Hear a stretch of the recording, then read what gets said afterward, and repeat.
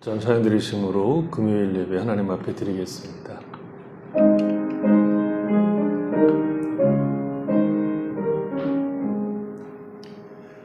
만복의 근원 하나님, 온 백성 찬송 드리고 저 천사여 찬송하세. 찬송 성부 성자 성령 아멘. 하나님 아버지 감사합니다. 주의 은혜 가운데 한 주간 동안 우리 각자 흩어진 곳에서 주님의 은혜 가운데 또 주님과 함께 동행하며 살다가 이 정한 시간에 함께 모여서 하나님을 찬양하고 경배하도록 우리를 불러주셔서 감사합니다. 즐거이 주 앞에 저희들이 나가게 하시고 하나님의 이름을 기뻐하고 하나님의 이름을 힘입어서 우리의 마음을 다하여 찬양하고 경배하는 귀한 시간 되도록 은혜 베풀어 주시옵소서. 그래서 우리가 가장 복된 곳에 하나님을 예배하는 가장 복된 장소에 있음을 알고 하나님을 즐거워하는 귀한 시간 되도록 복 내려 주시옵소서. 예수님의 이름으로 기도했습니다. 아멘. 36장 찬양드리겠습니다.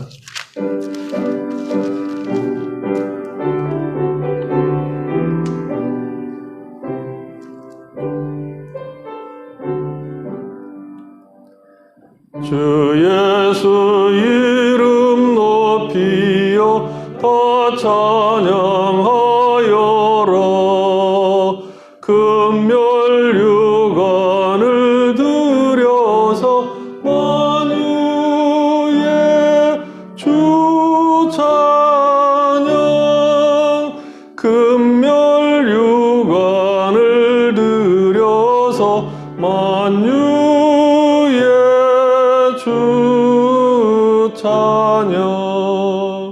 주 예수 당한 고난을 못 잊을 죄인아, 내 귀한 몸에 바쳐서 만유의 주 찬양.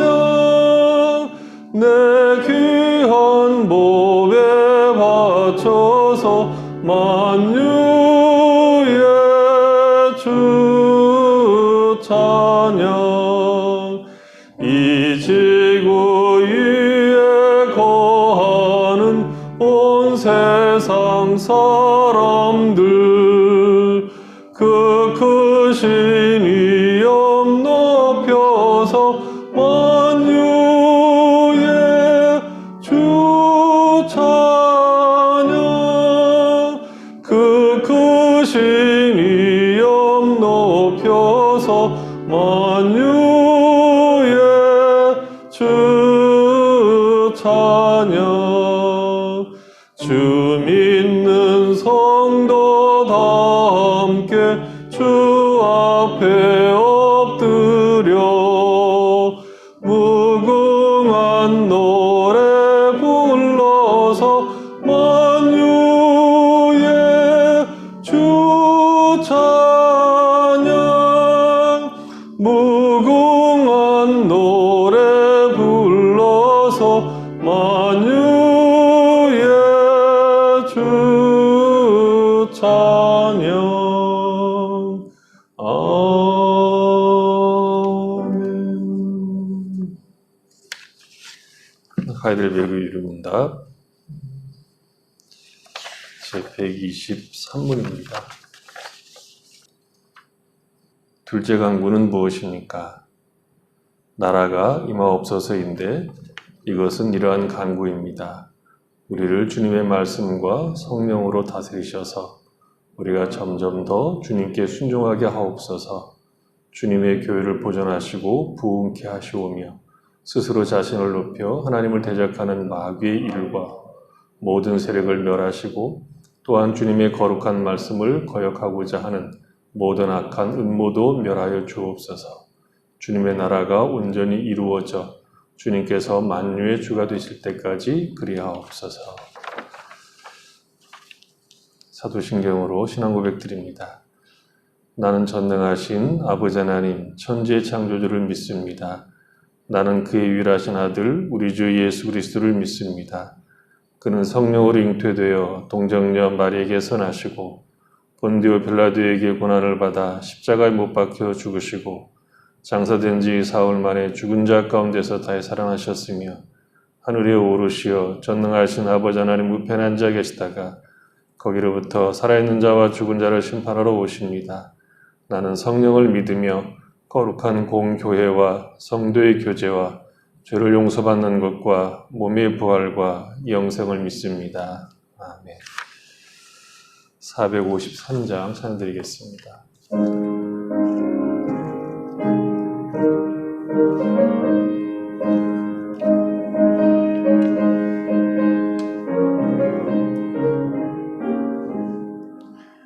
예수도 알기 원하네 크고도 넓은 은혜와 대속해 주신 사랑을 간절히 알기 원하네 내 평생의 소원 내 평생의 소원 대속해 주신 사랑을 간절히 알기 원하네 성령이 스승 되셔서 진리를 가르치시고 거룩한 뜻을 깨달아 예수를 알게 하소서 내 평생의 소원 내 평생의 소원 대속해 주신 사랑을 간절히 알기 원하네 성령의 감화 받아서 하나님 말씀 배우니 그 말씀 한절한절이 내 맘에 겨움 되도다 내 평생의 소원 내 평생의 소원 대속해 주신 사랑을 간절히 알기 원하네 예수가 계신 보좌는 영광에 둘러있도다 평화의 왕이 오시니 그 나라 왕성하도다 내 평생의 소원 내 평생의 소원 대속해 주신 사랑을 간절히 알기 원하네. 박민근 집사님 기도하시겠습니다. 사랑과 은혜가 풍성하신 하나님 우리 아버지, 좋은 날을 허락하시사 아버지 앞에 나와 예배드리며 신령한 교제를 나눌 수 있도록 은혜 베풀어 주셔서 감사드립니다.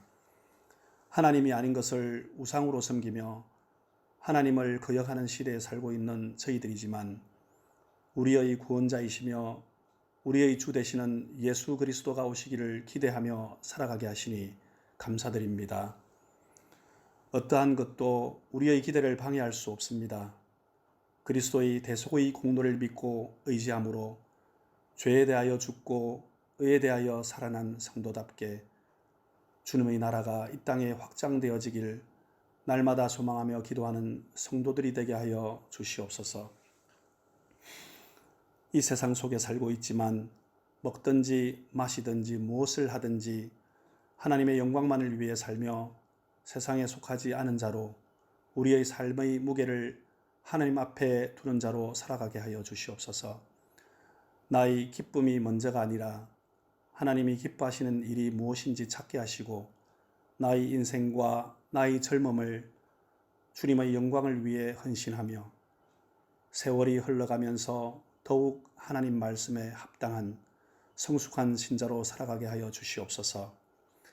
진리 안에 사는 것이 얼마나 복된 일인지 깨닫게 하시고 신자된 자로 진리에 굳게 서서 주님만을 바라보는 저희들이 되게 하여 주시옵소서.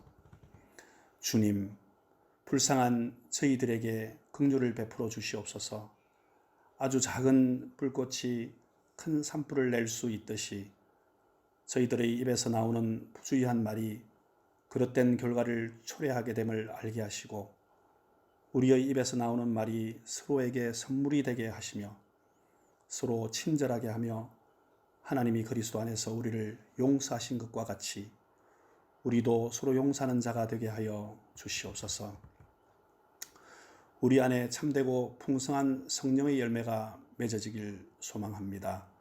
먼저 내 안에 주의 말씀이 바로 뿌려지고 있는지 돌아보게 하시고 말씀과 기도로 성령의 힘을 공급받게 하시며 끝까지 인내함으로써 세상의 유혹과 핍박을 이겨내는 자들이 되게 하여 주시옵소서. 코로나 바이러스로 인해 전 세계가 어려움에 처해 있습니다. 많은 사람들이 감염되어 고통을 받아 있고 많은 사람들이 죽어가고 있습니다. 주님께서 이 땅에 긍휼을 베풀어 주시옵소서. 코로나 바이러스를 막기 위해 힘쓰고 있는 사람들에게 새 힘을 주시고 하나님께서 주시는 지혜와 능력으로 방역과 치료를 잘 감당하게 하시며 이 바이러스로 인해 경제적인 어려움이 조속히 해결될 수 있게 도와주시고 각 교회의 사역과 성도들의 신앙생활이 위축되지 않으며 주어진 상황 속에서 최선을 다해 하나님께 영광 돌려드릴 수 있는 지혜와 담대함을 주시옵소서. 하나님 우리 아버지, 비대면의 시기에 소외된 자들이 없도록 살펴주시고 사회적 거리두기 속에서도 하나님과 더욱 친밀하게 되는 좋은 기회로 삼게 하시며 성도들의 교통함으로 소망의 연합, 치유의 연대가 일어나게 도와주시옵소서. 말씀을 준비하며 애쓰시는 담임 목사님의 영육간의 강건함을 허락하여 주시길 원합니다.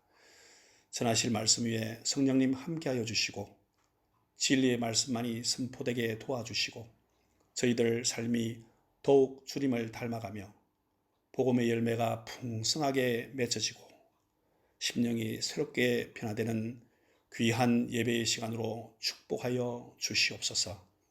이 모든 말씀 살아계시며 걸어가신 예수님의 이름으로 감사드리며 기도드립니다. 아멘.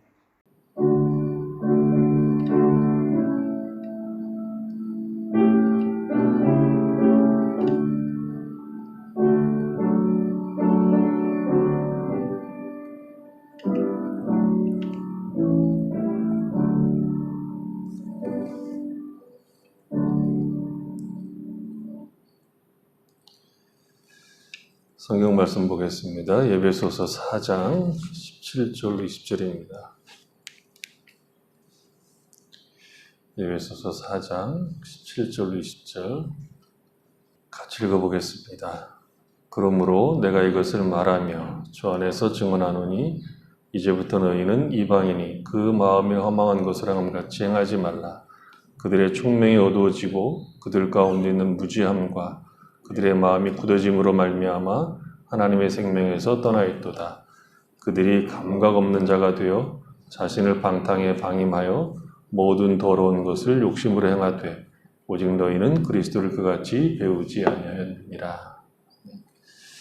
이 시간 우리 신주원 집사님 주를 더 알수록 찬양하겠습니다.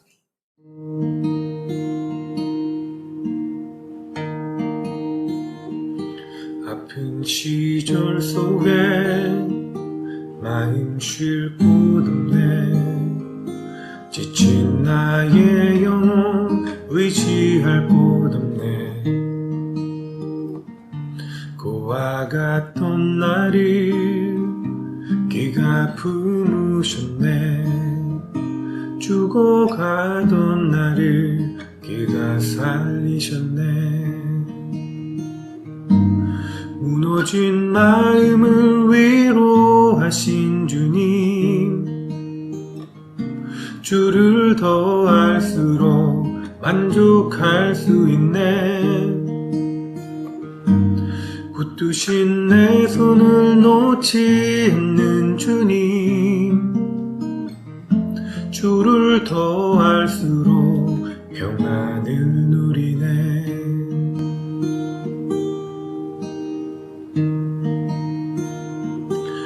어디서 왔는지 어디로 향할지 갈 길 알 수 없어 소망도 없었네. 헤매이던 나를 그가 부르셨네. 거룩한 길 위에 나를 세우셨네. 내 삶에 오셔서 길이 되신 주님, 주를 더 알수록 감사할 수 있네. 내 모든 걸음에 동행하는 주님, 주를 더 알수록 새날 기대하네.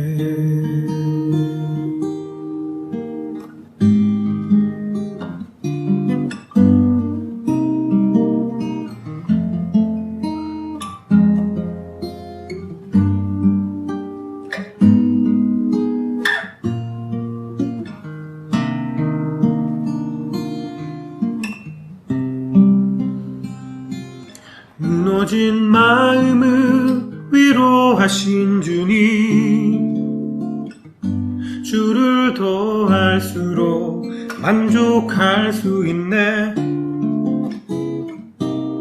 붙드신 내 손을 놓지 않는 주님, 주를 더 알수록 평안을 누리네.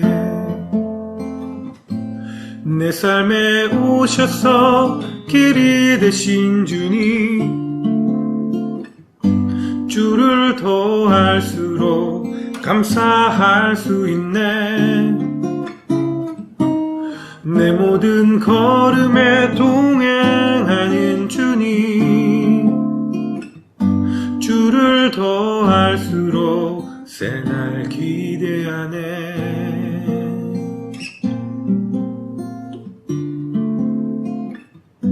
담대히 걸으리 주를 더 알수록.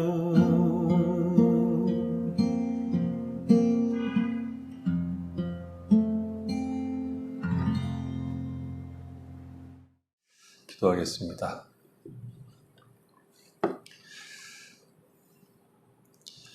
하나님 아버지, 이 귀한 시간에 저희들이 함께 모여서 하나님을 찬양하고 경배합니다. 하나님의 이름을 즐거워하고 예배할 수 있는 시간을 주셔서 감사합니다. 이 어려운 때조차도 하나님께서 우리에게 주신 은혜가 있음을 알고 주의 백성들이 모여서 하나님을 찬양합니다. 하나님, 우리가 당하고 있는 이 어려운 것들이 다만 우리에게 어려움과 힘든 것과 짜증나는 것들로 우리를 만나는 것이 아니라 이 속에서 우리를 찾아오시고 말씀하시고 우리를 만드시며 또 다른 사람이 당하는 고통과 함께 고통을 당하는 것을 통해서 하나님의 뜻을 구하고 찾도록 우리를 인도하심을 인하여 참으로 감사합니다. 오히려 이 어려운 때 하나님을 더욱 바라보고 주께서 허락하시는 은혜가 큼을 고백하고 매일매일 살아갈 수 있는 하루가 되도록 은혜를 허락하여 주시기 원합니다. 이 시간 저희들이 함께 또 말씀을 나눌 때 그 말씀을 통해서 우리의 삶을 돌아보게 하시고 주의 말씀에 비추어 또 그 말씀에 맞추어 우리의 삶을 훈련하는 귀한 시간 되도록 복 내려 주시옵소서. 예수님의 이름으로 기도했습니다. 아멘. 예수를 믿게 되면 예수를 믿기 전에 가지고 있었던 삶의 방식이나 가치를 버리고 예수 그리스도에게서 배운 새로운 삶의 내용을 적용하며 살아야 된다 하는 것이 이제 바울이 하고 있는 이야기입니다. 그것을 17절에서 이제부터라는 말을 통해서 이제부터 너희는 이방인들처럼 살면 안 된다라고 얘기하는 것이죠. 여기서 이방인이라고 하는 것은 예수를 믿지 않는 불신자를 말하는 것입니다. 그러니까 예수를 믿게 되면 예전에 이방인처럼 살았던 삶을 버리고 이제부터는 예수를 믿는 사람처럼 살아야 한다 하는 것이죠. 그것을 바울은 이방인의 삶의 특징을 이야기함으로 해서 우리가 그런 이방인의 삶의 특징으로부터 벗어났다 하는 것을 이야기하고 있는 것입니다. 첫 번째 강조한 것이 허망과 방탕이었죠. 허망하다는 것은 아무 쓸모없는 삶을 말합니다. 마치 물거품과 같은 것이죠. 물거품은 겉으로 보면 아름답고 멋지고 때로는 영롱하기까지 하지요. 근데 터지면 아무것도 없이 사라지고 마는 것이 이제 물거품입니다. 세상의 삶의 가치라고 하는 것은, 목적이라고 하는 것은 그와 같다는 것이죠. 그러니까 세상의 삶이 가치가 없다 혹은 아름다운 것이 없다 하는 것이 아니라 그것이 물거품처럼 사라지는 것이다 라고 얘기하고 있는 것입니다. 그러면 왜 이방인들은 물거품과 같은 허망한 삶을 사는 것입니까? 라고 물어보면 사도 바울이 그 답을 저희 총명이 어두워졌기 때문이다 이렇게 답을 하고 있습니다. 총명이 어두워졌다 하는 것은 인류 역사 전체가 그런 삶의 모습을 띠고 있다는 것을 말하는 것입니다. 그러니까 단순히 오늘날의 문제가 아니라 인간 역사 전체가 그런 총명이 어두워진 삶을 살았다 하는 것이죠. 고도로 발달한 지금의 사회 문제도 총명이 어둡기 때문입니다. 인류 전체 역사에서 지금이 가장 발달된 문명을 가지고 있지만 인간은 여전히 어두운 상태, 그 총명이 어두운 상태에 있다 하는 것이죠. 총명이 어두워지고 그리고 무지하고 저희 마음이 굳어짐으로 말미암아 하나님의 생명에서 떠났기 때문에 허망하며 방탕하다라고 얘기하는 것이죠. 총명이 어두워졌기 때문에 무지함으로 가득 찼고 마음이 굳어지고 결과적으로 하나님의 생명에서 떠나게 되었다 하는 것입니다. 그러니까 무지에서 총명이 어두워진 것이 아니고 총명이 어두워졌기 때문에 무지하고 마음이 굳게 되었다 하는 것이고 그래서 결과적으로 생명에서 떠나게 된 것이고 그 삶의 양태가 방탕과 허망한 것으로 나타난다는 것이죠. 여기서 총명이라고 하는 것은 지성을 의미합니다. 그러니까 이해력이라고 볼 수도 있습니다. 그러니까 17절에 나오는 마음이라고 하는 말은 이성, 감정, 양심, 의지, 인격 전체를 포함하는 말입니다. 그러나 총명이라고 하는 말은 이해력, 지성을 의미하는 말입니다. 바로 이 지성이 어두워진 것이 인간의 문제라는 것이죠. 그러니까 인간의 문제가 어디 있느냐라고 얘기할 때 그 근본은 이해력이 어두워졌기 때문이다 이렇게 말하는 것입니다. 어두워졌다는 것은 처음부터 어두웠다 그런 뜻이 아니죠. 어두워졌다는 것은 본래 그렇지 않았는데 어두워지게 되었다는 것이죠.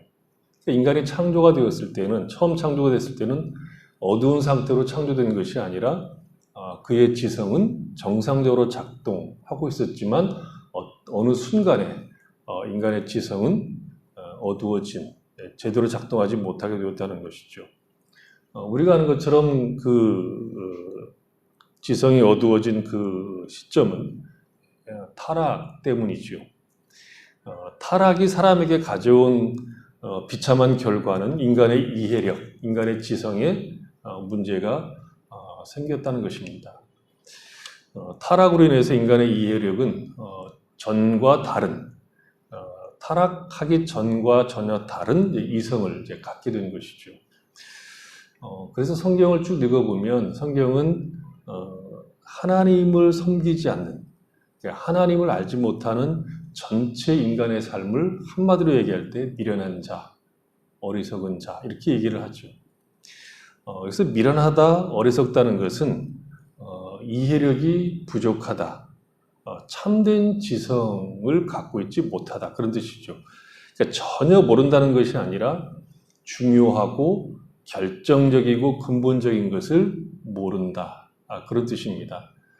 그래서 인간의 이성은 타락으로 인해서 쓸모없게 되었다는 것이 아니라 반드시 알아야 될 것을 알 수 없게 되었다 하는 뜻입니다.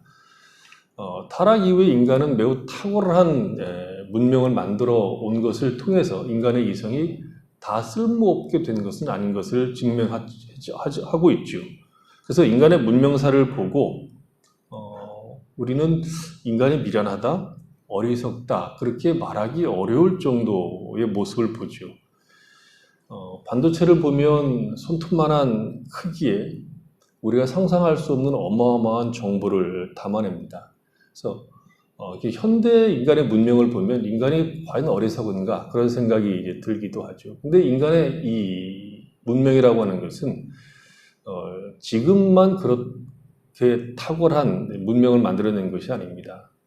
우리가 저희가 집에서 가끔 그런 얘기를 하는데 여러분 콩을 보면 그 콩을 볼 때 두부도 보이고 콩 속에 두부도 보이고 된장도 보입니까? 어떤 인간이 그 콩으로 두부를 만들어냈는지 참 신기합니다. 그 콩은 그 당시 그 콩으로 두부를 만들었을 당시 그 당시에는 그 콩이 지금의 반도체보다 못하다 그렇게 말할 수가 없다는 것이죠. 그럼에도 불구하고 성경이 미련하다, 어리석다라고 하는 이유는 반드시 알아야 할 가장 기본적이고 중요한 것을 알지 못하기 때문에 하는 이야기입니다. 그것이 무엇입니까? 하나님을 모른다는 것이죠. 하나님을 모른다. 하나님이 없다. 그렇게 말하기 때문에 미련하다, 어리석다라고 하는 겁니다.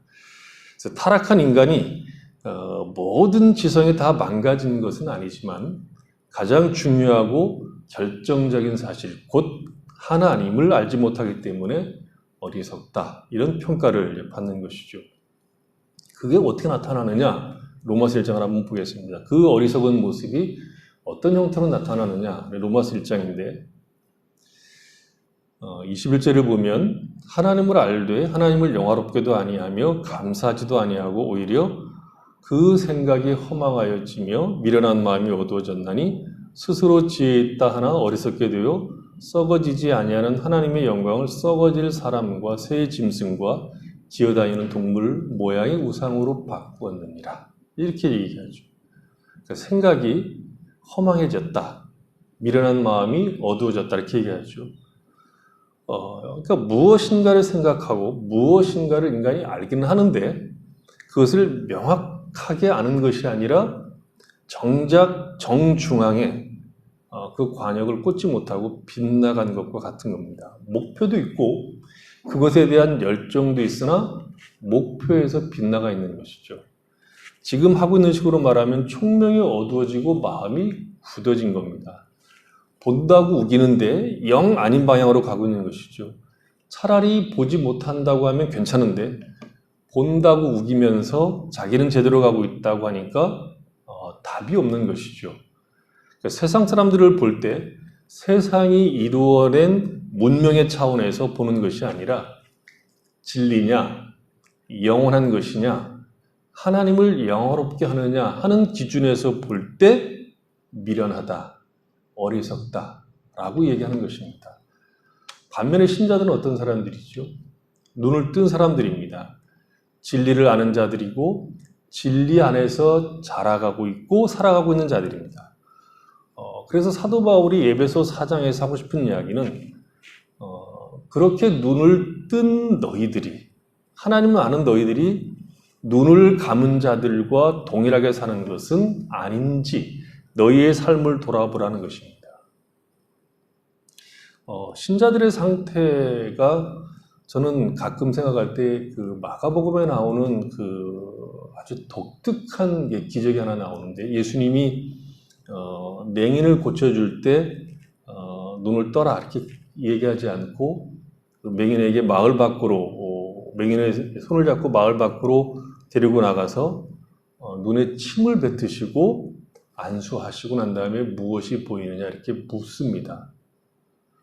그랬더니 그 맹인이 사람들이 보이는데 그 사람들이 나무 같은 것들이 걸어 다니는 것처럼 보입니다. 정확하게 보는 것은 아니죠. 그래서 다시 눈에 안수하시고 물어봅니다. 그랬더니 그가 주목하여 보니 모든 것을 밝히 보게 되었다. 이렇게 얘기하는 것이죠. 오늘날 신자들의 모습이 대충 보는 것이 아닌가 싶어요. 그러니까 영적 백내장쯤 걸려서 보이긴 보이는데 무리하게 보이는 것이죠. 눈을 뜬 것처럼 보긴 하는데 하나님을 알기 때문에 지혜로운 자인 것처럼 보이긴 하는데 예수를 안 믿는 사람들과 비슷한 삶의 모습을 띠므로 말미암아 정말 지혜로운 자들인지 눈을 뜬 자들인지를 확인할 수 없는 그런 모습을 갖고 있는 것이 아닌가 하는 것을 이제 바울이 이 내용들을 통해서 확인시키고 우리를 경계시키는 겁니다. 인간의 지성에 문제가 있다는 것을 가장 잘 보여주는 것이 인간이 우상을 숭배한다는 것입니다. 사도 바울 입장에서 하고 있는 얘기가 그것이죠. 그러니까 인간의 지성이 어둡다, 미련하다 하는 증거로 바울이 제시한 것이 썩어지지 아니할 것, 곧 하나님의 영광을 썩어질 사람과 금수와 버러지 형상의 우상으로 바꾸었다 하는 것이죠. 하나님께서 우리가 알고 있는 것처럼 세상을 지으시고 마지막으로 인간을 창조하셨죠. 그리고 인간은 다른 모든 피조물들과 완전히 다르게 창조하셨습니다.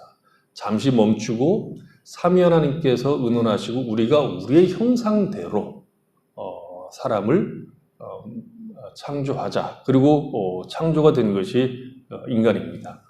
그리고 그 인간은 왕이신 하나님을 대신한 부왕으로서 자연을 다스리도록 했다는 것이죠. 인간은 하나님의 형상대로 창조가 되었기 때문에 마음속에 자기를 지으신 하나님을 향한 깊은 어떤 경외심을 가지고 있습니다. 하지만 타락한 이후에 인간은 하나님을 향한 경외심, 어떤 신이 있어야겠다는 깊은 어떤 마음들이 하나님을 경외하지 않고 오히려 자신들이 다스리고 지배해야 되는 것들 앞에 가서 무릎을 꿇었다는 겁니다. 우상을 잘 보면 섬길 만한 것이 거의 없습니다. 인간 자신보다 못한 것을 섬기는 괴기한 짓을 아무렇지도 않게 합니다. 오늘날 인간들은 눈에 보이는 것을 섬기지 않더라도 인간보다 훨씬 못한 것들, 돈이나 명예 이런 것들을 섬기게 되는 것이죠. 다 똑같은 겁니다. 왜 그런 짓을 합니까? 하나님을 향한 경외심이 파괴되었기 때문입니다. 총명이 어두워졌기 때문입니다. 눈에 백내장이 끼었기 때문이지요. 그래서 인간이 타락으로 인해서 하나님으로부터 분리가 되자 이성이라는 것이 정상적으로 작동되지 않고 멈춘 겁니다. 그러니까 최고의 이해, 최고의 지성의 활동은 창조주를 기억하고 그를 경외하는 것인데 타락으로 인해서 인간은 이 정상적인 이성이 파괴가 된 겁니다. 그 결과 인간들이 신이라고 섬기는 것을 보면 온갖 동물들이고 심지어는 자식을 불태워 죽이는 신을 섬기기도 합니다. 심청전에서도 우리 이제 전에 오는 그 심청전에서도 사람을 제물로 바침으로 바다의 노여움을 잠잠케 했다는 이야기를 아무렇지도 않게 우리는 다 받아들이고 있죠. 인신공양입니다. 지금도 힌두교는 온갖 피조물들이 신들로 대접을 받습니다. 그리고 그 힌두교를 사람들이 괜찮게 보고 있는 것이 오늘날 서구 지성이고 사람들입니다. 그래서 인도를 뭐라고 얘기합니까? 우리는 귀신 덩어리라고 얘기하지만 영혼의 고향 뭐 이렇게 말을 하면서 인도를 마치 인도에 가면 영혼의 고향, 어떤 영혼의 근원을 찾을 수 있는 것처럼 이해들을 하고 있다는 것이죠. 그러니까 하나님을 향한 경외심이 죄로 인해서 파괴되자 인간은 창조주를 향해 갖고 있어야 할 두려운 마음이 아름다운 경외심으로 나타나는 것이 아니라 더럽고 해로운 것을 만들었습니다. 사도 바울은 이것을 총명이 어두워졌다. 그 결과라고 얘기하는 것이고 로마서 1장에서 그 생각이 허망하여지며 미련한 마음이 어두워서 스스로 지혜있다고 생각하지만 오히려 미련하여 하나님 대신 피조물을 섬기게 되었다고 지적을 하고 있습니다. 인간은 지혜 있는 것처럼 보이나 사실은 어둠 속에 있다는 것이죠. 인간의 지성 활동의 가장 꽃이라고 사람들이 말하는 것은 철학이죠. 인간의 철학사는 인간이 인간의 문제를 푼 적이 없다 하는 것을 우리에게 보여주는 것이 철학사가 우리에게 보여주는 사실입니다.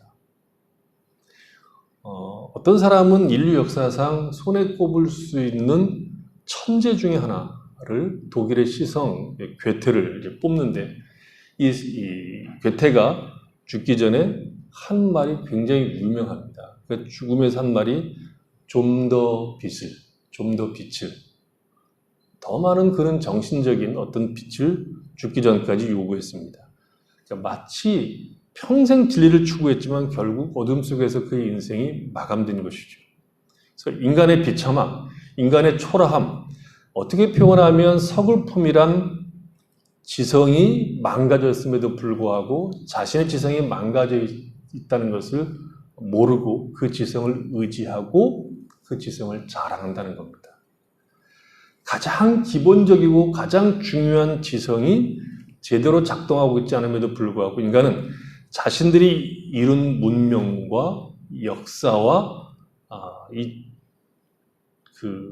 역사를 가지고 자신의 지성을 자랑하고 의지하기 때문에 어리석은 겁니다. 보지 못하고 있음에도 불구하고 보고 있다고 얘기하고 시간이 좀 더 주어지면 인간은 인간의 문제를 스스로 해결할 수 있다는 낙관에 빠진 것이 인간이 가지고 있는 어리석음입니다.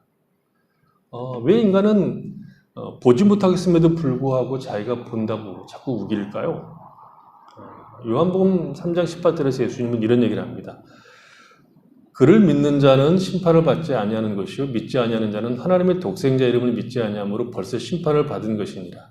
그 정죄는 이것이니 곧 빛이 세상에 왔으되 사람들이 자기 행위가 악함으로 빛보다 어두움을 더 사랑한 것이라. 빛보다 어두움을 더 사랑하기 때문입니다. 어두운 곳에 있기 때문에 주를 믿지 않는 것 자체가 안 믿어서 정죄가 되는 것이 아니라 믿지 아니함으로 인해서 그들은 자신들이 어두운 곳에 있다는 것을 스스로 증명해버린 겁니다. 나는 장님이라는 것을 드러낸 것이죠. 말하자면 예수를 안 믿는 사람들은 지극히 정상적인 사람들이란 뜻입니다. 이성이 제대로 작동하지 않기 때문에 믿을 수가 없습니다. 교회를 욕하고 예수 믿는 사람들을 향해서 빈정거리는 것이 정상이라는 것이죠. 걔 중에 마음이 좀 좋아서 그런 소리 하지 마라 라고 얘기를 할 수는 있으나 그런 사람도 예수를 믿지 않는 것이 지극히 정상적인 것입니다. 사람들이 예수를 안 믿는 이유는 지성이 모자라서가 아니라 예수를 보는 눈이 없기 때문입니다. 장님입니다. 어둠이 있기 때문입니다. 그들의 총명이 어둠 속에 있기 때문에 그렇습니다. 정죄란 그들이 죄를 지었다는 것이 아니라 믿지 않는 것입니다. 믿지 않는 이유는 장님이기 때문입니다. 총명이 어두워졌기 때문입니다. 이것은 누구에게나 다 해당되는 진리입니다. 보통 사람이나 괴테와 같은 인류 역사에 손가락에 꼽는 천재 중에 천재에게도 똑같이 해당되는 말입니다. 신자들도 전에는 동일하게 보지 못하는 자들이었죠. 근데 어느 날 보게 된 겁니다. 어떻게 해요? 모릅니다. 모르기 때문에 우리는 은혜라는 말을 쓰는 겁니다. 은혜라고 말하는 것은 우리에게 볼 수 있는 어떤 근거가 없기 때문에 하는 이야기입니다. 우리에게 조건과 근거가 없다 하는 뜻이 은혜라는 말입니다. 우리가 무슨 짓을 해서 눈을 뜬 것이 아니기 때문에 은혜라고 얘기합니다. 은혜는 받을 자격이 없는 자들에게 일방적으로 베풀어 주시는 호의입니다. 고전 1장 26절 이하에서는 이런 바울의 이야기가 나옵니다. 형제들아 너희를 부르심을 보라. 육체를 따라 지혜로운 자가 많지 아니하며 능한 자가 많지 아니하며 문벌 좋은 자가 많지 아니하도다. 그러나 하나님께서 세상에 미련한 것들을 택하사 지혜 있는 자들을 부끄럽게 하려 하시고 세상에 약한 것들을 택하사 강한 것들을 부끄럽게 하려 하시며 하나님께서 세상에 천한 것들과 멸시받는 것들과 없는 것들을 택하사 있는 것들을 폐하려 하시나니 이는 아무 육체도 하나님 앞에서 자랑하지 못하게 하려 하심이라. 교회 안에 능한 자, 문벌 좋은 자, 똑똑한 사람들이 많지 않다는 거죠. 왜냐하면 그들은 자신의 총명, 자신의 지성을 신뢰했기 때문에 그렇다는 거죠. 그 지성으로 보니까 예수를 믿는 것은 어리석다고 생각했기 때문이라고 하는 것이죠. 그러니까 인간의 이성으로는 우리를 죄에서 대속하시기 위하여 하나님이 사람의 몸을 입고 이 땅에 오시고 우리와 똑같은 고난을 받으시고 십자가에 못 박혀 죽으신 것을 도무지 이해할 수가 없습니다. 그런 하나님을 하나님으로 믿을 수가 없다는 것이죠. 대개 신은 강한 것을, 우리보다 더 강한 모습을 띠기를 원하지만 기독교 신앙에서 말하고 있는 우리를 구속하시기 위해서 오신 예수는 지극히 낮으시고 우리와 같이 고난과 심지어 십자가에 못 박혀 죽으심으로 우리를 대속했다고 말하는 것이니까 헬라 사람들에게는 미련한 것이었고 유대 사람들에게는 아무것도 아닌 것이었습니다. 그러니까 믿지 않는 것, 예수를 믿지 않는 것이 타락한 인간에게는 정상적인 겁니다. 누구도 자신의 지성으로 예수를 알아본 자들이 없습니다. 인간은 다 미련한 자들입니다. 어리석은 자들이고 약한 자들입니다. 이런 인간들 중에 예수를 믿는 것은 그들이 다른 사람들과 다르게 어떤 인자 혹은 원인 혹은 지성을 갖고 있기 때문에가 아니라 그들이 예수를 믿을 수 있도록 하셨기 때문입니다. 장님을 눈뜨게 하셨기 때문이죠. 만일 사람들이 알았다면 영광의 주를 십자가에 못 박지 않았을 것이다 라고 바울이 얘기하죠. 지혜로운 자들은 자신의 지혜를 믿기 때문에 예수를 알 수가 없고 미련한 자들은 미련하기 때문에 볼 수가 없는 겁니다. 그런데 보는 자들이 있는 것이죠. 어떻게? 모른답니다. 답은 모른다. 어떻게 보게 됐는지 모릅니다. 왜 모릅니까? 우리에게 원인이 없기 때문입니다. 우리에게 원인이 없기 때문입니다. 다만 바울은 이렇게 얘기를 하죠. 고전 2장 6절 이하에 보면 그 원인이 이렇게 설명됩니다. 고전 2장 6절에 이하를 보면 그러나 우리가 온전한 자들 중에서는 지혜를 말하노니 이는 이 세상의 지혜가 아니요 이 세상에서 없어질 통치자들의 지혜도 아니요 오직 은밀한 가운데 있는 하나님의 지혜를 말하는 것으로서 곧 감추어졌던 것인데 하나님이 우리의 영광을 위하여 만세전에 미리 정하신 것이라. 이 지혜는 이 세대의 통치자들이 한 사람도 알지 못하였나니 만일 알았더라면 영광의 주를 십자가에 못 박지 아니하였으리라. 기록된 바 하나님이 자기를 사랑하는 자들을 위하여 예비하신 모든 것은 눈으로 보지 못하고 귀로 듣지 못하고 사람의 마음으로 생각하지도 못하였다 함과 같으니라. 오직 하나님이 성령으로 이것을 우리에게 보이셨으니 성령은 모든 것 곧 하나님의 깊은 것까지도 통달하시느니라. 사람의 일을 사람 속에 있는 영면은 누가 알리요? 이와 같이 하나님의 일도 하나님의 영면은 아무도 알지 못하느니라.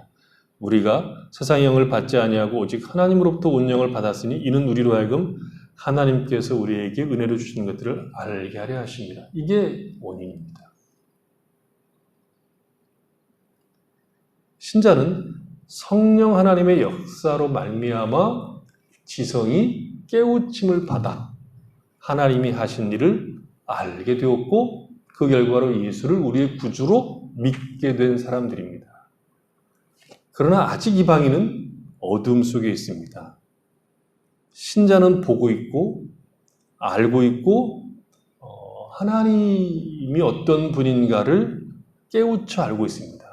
이방인들은 아직 여전히 보지 못하고 알지 못하는 사람으로 살아갑니다. 말하자면 신자는 하나님을 아는 자, 예수 그리스도를 보는 자로서 그것을 깨우치지 못한, 보지 못한 자들과 함께 이 세상에서 살아갑니다.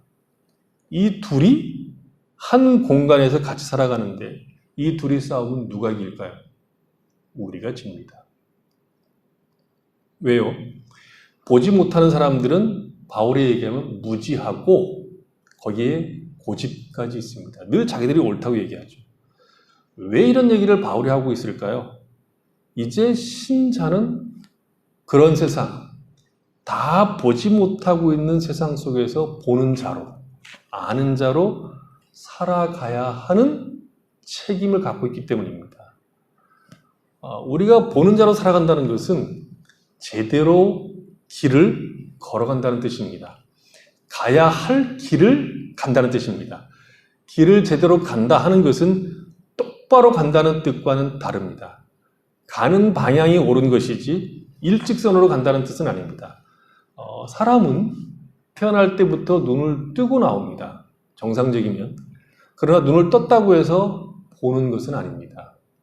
눈동자가 움직이고 쫓아가는 것은 조금 시간이 걸리죠. 그렇다고 또 보는 것은 아닙니다.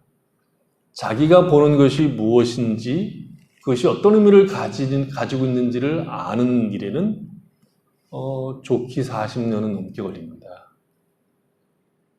사물을 보는 눈이 있지만 사람이 뭔지, 인생이 뭔지, 사랑이 뭔지, 사는 것이 뭔지, 효도하는 것이 뭔지를 아는데 40년쯤 걸리면 성인이고, 아주 훌륭한 성인이고, 대부분은 언제 알죠?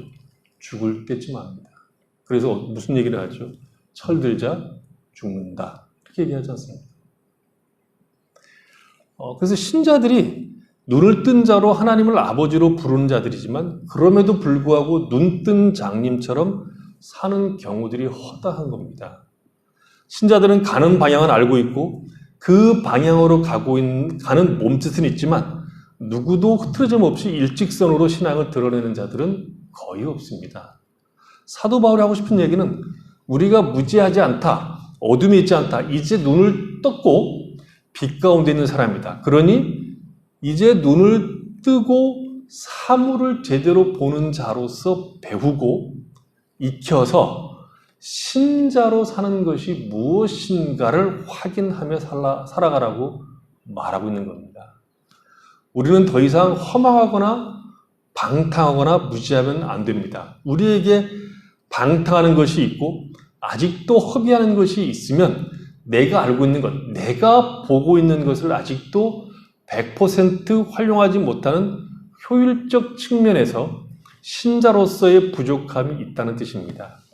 보는 방향으로 똑바로 가려겠는데 안 되는 연약함, 미숙함, 아직도 훈련이 덜 된 것들이 우리에게 있습니다.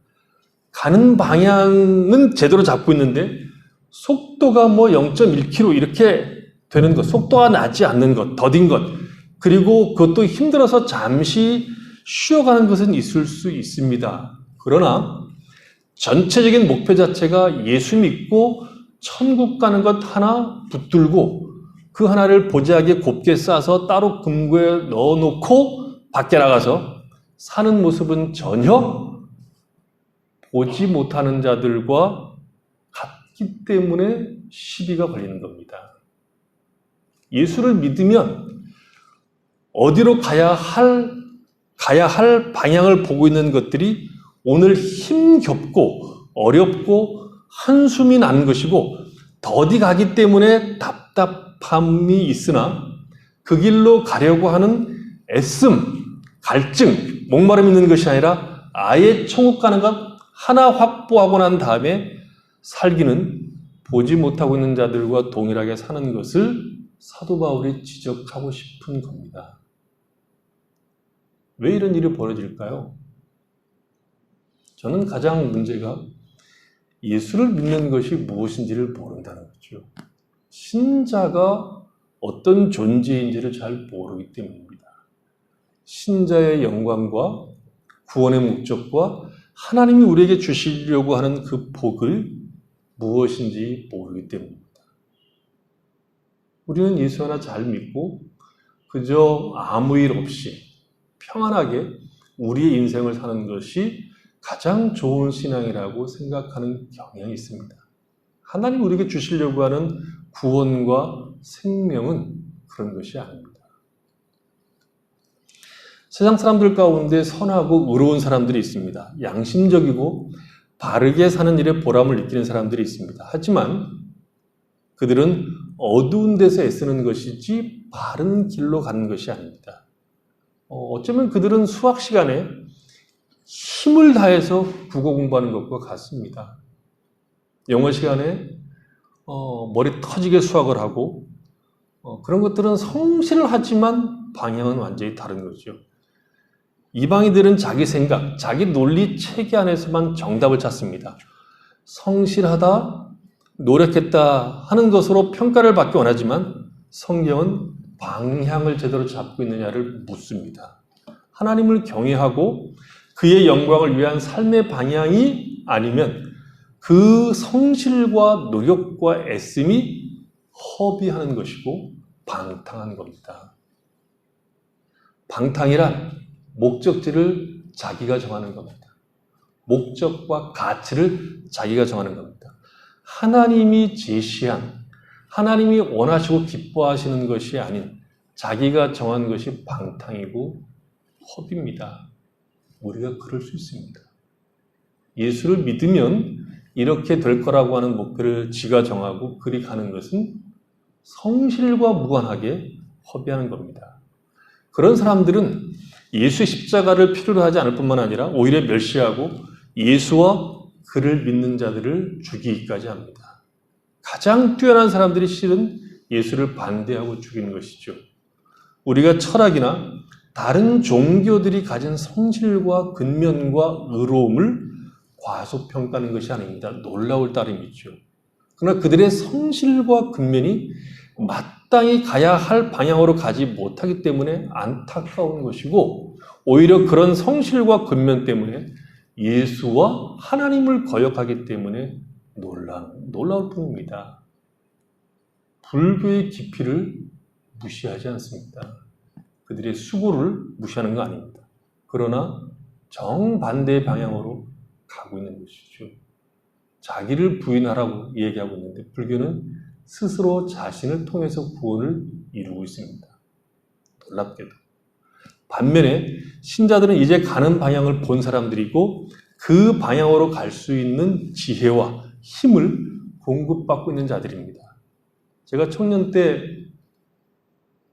교회 장로님이 목사님에게 이렇게 대들었습니다. 목사님 말씀대로 살면, 목사님 하신 설교대로 살면, 성경대로 살면 사흘도 못 가서 망합니다. 신자도 하나님이 우리에게 제시한 길이 미련해 보인다는 거죠. 신자는 적어도 아직 내가 그 길을 본격적으로 나서지 못하고 있을지라도 머뭇거리기도 하고 가다가 주저앉기도 하지만 하나님이 우리로 보게 한 길, 우리를 초대한 길이 정당하다는 것을 인정해야 됩니다. 신자들조차 하나님이 보게 하신 길을 미련하게 생각하면 어쩌자는 겁니까? 한국은 드라큘라가 올 수 없다는 거 아시죠? 십자가가 워낙 많아서 드라큘라가 발을 붙일 수 없다. 이런 이야기가 있었습니다. 옛날 이야기죠. 이제는 아닙니다. 이제는 낮에도 버젓이 드라큘라들이 돌아다닙니다. 오늘날 기독교는 그만큼 힘을 잃어버렸습니다. 한국 초대교회 때 아주 유명한 일화가 있습니다. 정부에서 어느 마을로 현감을 보냈는데 그 현감이 부임을 거부했습니다. 현감으로 부임하려고 하면 뇌물을 잔뜩 줘야 되는데 마을을 지정해 주니까 다른 마을로 옮겨달라고 이제 요청했습니다. 이유는 그 동네는 신자가 좀 있어서 등쳐먹는 것이 쉽지 않았기 때문입니다. 그때 1%도 안 될 때입니다. 그게 신자가 이 땅에 사는 동안에 보는 자로서 어떤 방향성을 가지고 살아야 되는가를 인정하고 아직 내가 거기에 본격적으로 나서지 않았을지라도 하나님께서 나를 초대하신 길, 자기를 부인하고 십자가의 길을 가는 것에 대한 깊은 동의는 있어야 됩니다. 에베소 4장 20절 한번 보십시오. 거기 보면 오직 너희는 그리스도를 그같이 배우지 아니하였느니라. 진리가 예수 안에 있는 것 같이 너희가 참으로 그에게서 듣고 또한 그 안에서 가르침을 받았을진데 너희는 유혹의 욕심을 따라 썩어져가는 구습을 따르는 옛사람을 벗어버리고 오직 너희의 심령이 새롭게 되어 하나님을 따라 의와 진리의 거룩함으로 지으심을 받은 새 사람을 입으라. 우리는 그리스도를 그같이 배운 사람들이 아닙니다. 우리는 그리스도의 옷을 입고 사는 사람들입니다. 교회 올 때만 그리스도의 옷을 입고 사는 자들이 아니라 우리의 일상에서 예수의 옷을 입고 사는 자들입니다. 가나안 땅에 들어간 백성들에게 모세가 간곡하게 부탁한 것이 너희는 이제 약속의 땅, 복되고 아름다운 땅, 처음부터 끝까지 하나님이 보시는 땅에 들어갔으니 너희의 귀를 열어 하나님의 말씀을 잘 들어야 한다고 얘기합니다. 근데 이스라엘 백성들은 그것을 미련한 것으로 여기고 그 땅의 이방신들을 추구하고 그 땅의 신들을 따라감으로 망했습니다. 그것이 오늘 우리에게도 적용될 수 있다는 것을 늘 긴장하고 보셔야 됩니다. 신자가 하나님의 약속과 하나님의 일이 미련하다고 하는 이방 사람들과 합세한 자리에 있기가 일수라는 것은 참 놀라운 일입니다. 우리는 예수를 믿음으로 세상을 얻기를 원하고 세상은 자기들의 실력으로 세상을 얻기를 원합니다. 똑같은 목적은 세상인데 우리는 예수의 힘을 빌어서 그것을 얻기를 원하고 세상은 자기들의 힘과 실력으로 그것을 얻기를 원하는 것이죠. 아주 이상하죠.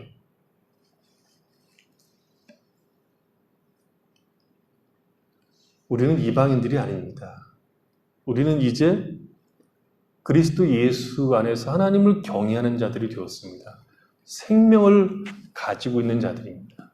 우리는 어디로 가야 되는지를 알고 있고 우리를 초대하신 분이 누구인가를 알고 있고 그 초대하신 분이 주시려고 하는 것이 무엇인지를 알고 있습니다. 아니, 그것을 자꾸 알아야 되고 마음에 담으셔야 됩니다.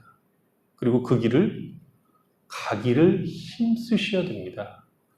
넘어질 수 있고 왜 가야 하나 싶은 마음도 있고 예수를 믿는 것이 왜 이렇게 어려운가, 왜 이렇게 힘든 길을 가라고 하시는가 하는 푸념도 있고 속상함도 있지만 그럼에도 그 길을 갔더니 거기에서 하나님이 주시는 생명이 있고 복이 있더라 하는 간증들이 있어야 됩니다. 내가 예수를 잘 믿었더니 11조도 잘하고 이런 것 예배도 잘 드리고 이랬더니 나도 잘 되고 사업도 잘 되고 내 새끼들도 잘 되더라. 나쁜 간증은 아니지만 그것으로 기독교를 다 담아낼 수 없고 하나님께서 우리에게 주시고자 하는 복을 맛볼 수 없다는 것을 아셔야 됩니다. 우리를 초대한 자리는 너를 부인하고 십자가를 지고 나를 따라오는 것이고 내 멍에를 메고 배움으로 안식과 참된 평강이 어디 있는지 하나님과 함께하는 것이 무엇인지를 배우도록 우리를 초대하신 겁니다. 우리가 보는 길, 우리로 하여금 보게 하신 길, 그 길이 우리에게는 생명이요, 우리에게는 복이요, 우리에게는 능력이라고 하는 것을 알고 그 길로 가기를 다짐하셔야 됩니다. 하나님의 말씀을 듣고 그 말씀을 순종하는 것이 최고의 복된 길인 것을 매일매일 확인하셔야 됩니다. 예수를 믿는 것, 예수를 제대로 믿는 것 쉬운 길이 아닙니다. 그러니까 십자가의 길이라고 얘기하죠. 자기를 부인하고 십자가의 길이라고 얘기를 하죠. 어디 성경이 쉬운 길이라고 얘기하고 있습니다. 그러나 그 길에서만 우리는 신자다워지고 인간의 풍성한 삶의 모습이 무엇인가를 확인할 수 있다는 것을 알고 보는 자로, 깨우친 자로 힘들고 어렵고 때로는 머뭇거리고 주저하고 실패하지만 하나님의 은혜 안에서 그 길을 늘 가겠다고 다짐하시고 일어나셔야 됩니다. 사도 바울이 오늘 우리에게 가르치는 것이 너희가 전에는 총명이 어두웠지만 이제는 하나님을 아는 자요 경외하는 자로 그리스도 예수의 옷을 입고 오늘 하루를 믿음을 따라 살라고 요구한다 하는 것을 기억하시고 이 길, 다 보지 못하는 세상 속에서 보고 있는 자로, 하나님을 아는 자로 살아가는 기쁨이 무엇인가를 매일매일 확인할 수 있는 성도들이 되시기를 바랍니다. 기도하겠습니다.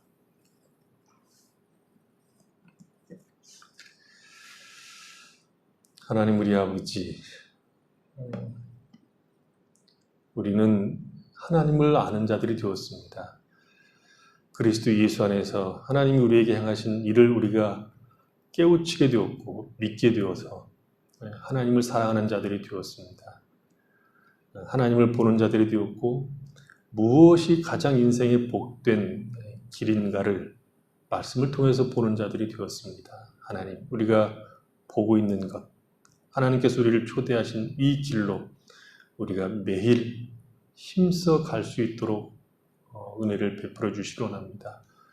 어렵고 힘든 길이지만 거기에서만 생명과 하나님이 주시고자 하는 복이 있음을 알고 우리가 매 순간 하나님을 아는 자로, 하나님을 경외하는 자로 그리스도의 옷을 입고 살아갈 수 있도록 축복해 주시옵소서. 예수님의 이름으로 기도했습니다. 아멘. 이 시간에는 우리 한우수리 찬양대 주는 나의 발에 등이요 찬양 읽겠습니다.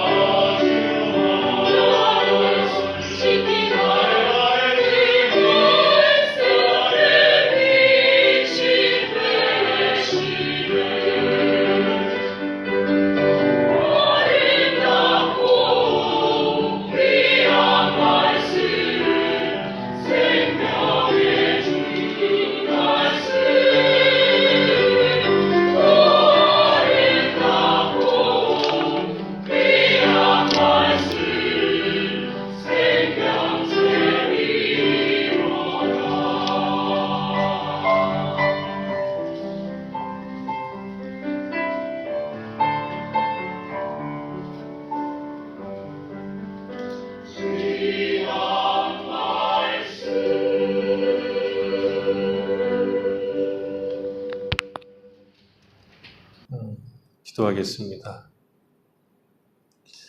하나님 아버지,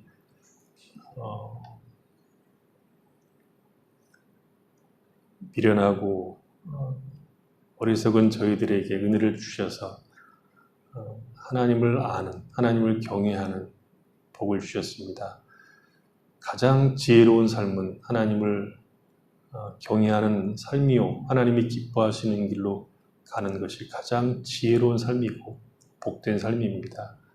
우리가 그 길을 걸어갈 수 있도록 한 걸음 한 걸음 힘을 내서 걸어갈 수 있도록 날마다 복을 허락하여 주시옵소서.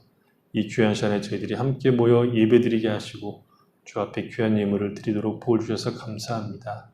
드려진 예물이 귀한 곳에 쓰임받게 하시고 드린 손길들 복되게 하셔서 하나님 허락하시는 것들 인하여 감사하고 그것들로 삶을 살아가며 이웃들을 도우며 하나님의 일에 열심을 내며 살아갈 수 있는 풍성한 삶이 될 수 있도록 은총 베풀어 주시옵소서. 하나님 우리 아버지, 연약한 성도들을 강건케 하시고 하나님 앞에 기도하는 성도들을 주께서 기억하셔서 저들의 기도에 응답하심으로 하나님이 함께 하심을 알고 힘낼 수 있도록 은총 베풀어 주시옵소서. 이 모양 저 모양으로 하나님 앞에 나가서 주의 도우심을 구하는 모든 성도들의 그 사정들을 들으셔서 하나님이 우리와 함께 하시며 결코 우리를 버려두지 아니하심을 알고 힘내어 믿음으로 승리할 수 있는 성도들이 되도록 은혜를 허락하여 주시옵소서. 몸이 아픈 성도들을 강건케 하시고 새 힘을 허락하여 주시옵소서. 흩어져 있는 자녀들을 기억하시고 어느 곳에 있든 하나님께서 저들을 꼭 붙들어 주셔서 강건하게 하시고 믿음을 따라 하나님을 잘 섬기며 살아갈 수 있도록 축복해 주시옵소서. 예수님의 이름으로 기도했습니다. 아멘.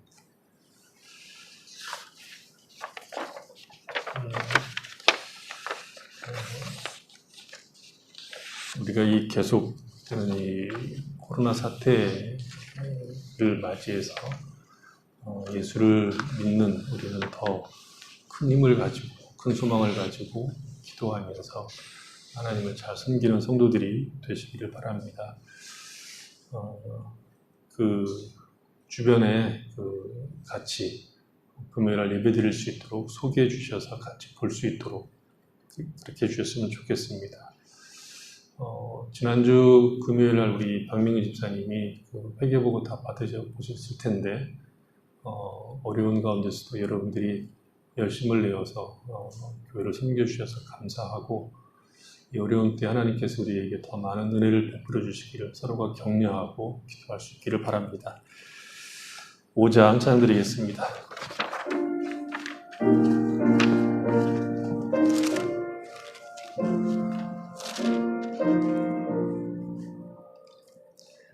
이 천지가 만물들아 복 주시는 주 여호와 전능성부 성자 성령 찬송하고 찬송하세. 아멘.